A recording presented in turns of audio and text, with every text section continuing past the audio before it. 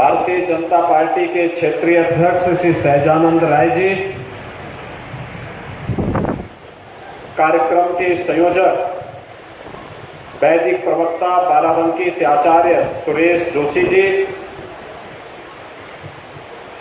आज के इस कार्यक्रम में उपस्थित आर्य समाज के सभी पदाधिकारीगण, जिला पंचायत के अध्यक्ष श्री संजय चौधरी जी, माननीय विधायक श्री अजय सिंह जी, भारतीय जनता पार्टी के जिला के अध्यक्ष विवेकानंद मिश्र जी और उपस्थित सभी भाइयों बहनों,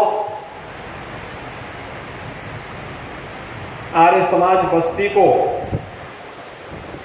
50 वर्ष की अपनी एक शानदार यात्रा के लिए हृदय से बधाई देते हुए आप सबके प्रति मैं अपनी शुभकामनाएं देता हूं। मैं विशेष रूप से अभिनंदन करूंगा श्री ओम प्रकाश आर्य जी का और उनके परिवार के सभी सदस्यों का, उनके सभी सहयोगियों का, जो लगातार अपनी परंपरा के साथ जुड़ करके उनके पूर्वजों ने आर्य समाज बस्ती की स्थापना में योगदान दिया था और उन्होंने अपनी पैतृक परंपरा का निर्वहन करते हुए लगातार वे कार्यक्रम को आगे बढ़ाते रहे। और मुझे बस्ती में किसी एक कार्यक्रम में सबसे पहली बार 1995 में आने का अवसर में प्राप्त हुआ था। वही आर्य समाज बस्ती के कार्यक्रम में श्री ओम प्रकाश जी के ही कार्यक्रम में आने का अवसर प्राप्त हुआ था। आप अनुमान करिए 1995 संभवतः गोरखपुर से बाहर मेरा पहली बार जाना हो रहा था किसी सार्वजनिक कार्यक्रमों में, और उनमें से बस्ती का आर्य समाज का कार्यक्रम भी था। आज इतने वर्ष हो गए हैं, लगभग 28 वर्ष बाद भी उसी ऊर्जा के साथ, उसी प्रतिबद्धता के साथ, उसी निष्ठा के साथ आर्य समाज के मूल्यों और आदर्शों को आम जनमानस तक पहुंचाने के लिए श्री ओम प्रकाश आर्य जी के द्वारा निरंतर प्रयास किया जा रहा है, आगे बढ़ाया जा रहा है। अपनी व्यक्तिगत पारिवारिक समस्याओं को दरकिनार करते हुए एक पिता के लिए सबसे कठिन समय होता है जब वह अपने कोई जवान पुत्र को खो दे, लेकिन उससे उभरते हुए महर्षि दयानंद सरस्वती के मार्गों का अनुसरण करते हुए उन्होंने आर्य समाज के लिए जो योगदान दिया है, जो योगदान कर रहे हैं, वो अत्यंत अभिनंदनीय है और सराहनीय है। भाइयों बहनों, आदरणीय प्रधानमंत्री जी ने कुछ दिन पूर्व देश की राजधानी दिल्ली से महर्षि दयानंद सरस्वती जी के त्रिशताब्दी वर्ष के कार्यक्रम का शुभारंभ किया था और आर्य समाज के उस कार्यक्रम के माध्यम से देश और दुनिया में फैले हुए लाखों आर्य वीरों को जागृत करने का कार्य किया था। आर्य समाज भारत का एक जीवंत आंदोलन रहा है। हर आंदोलन की शुरुआत कौन कर रहा है और उस आंदोलन के साथ चलने वाले सारथी कौन है, आंदोलन की दिशा उससे तय होती है और उसके परिणाम भी उसी से तय होते हैं। जब मैं आर्य समाज की बात करता हूं तो मुझे देश की आजादी के आंदोलन की याद भी आने लगती है। भारत के इतिहास का स्मरण होने लगता है।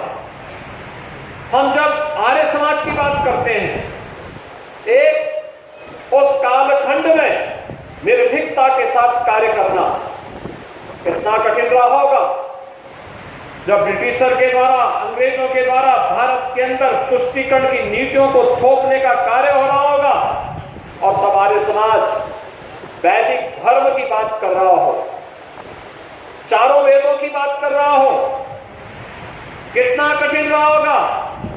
एक तरफ मुगल कालखंड में हुए धर्मांतरण के अनैतिक कार्यों को और ब्रिटिश कालखंड में भी धर्मांतरण के अनैतिक कार्यों को जवाब घर वापसी के कार्यक्रम के माध्यम से जब आर्य समाज दे रहा होगा, कितना कठिन रहा होगा। छुआछूत के खिलाफ एक अभियान चलाने का कितना कठोर निर्णय उस समय रहा होगा, जिसको समाज ने स्वीकार किया। और देखते ही देखते भारत का एक बड़ा भूभाग, यहां तक कि आप चले जाइए कराची तक, वहां पर भी आर्य समाज का वही बोलबाला था जो आपको बस्ती में सुनाई देता है।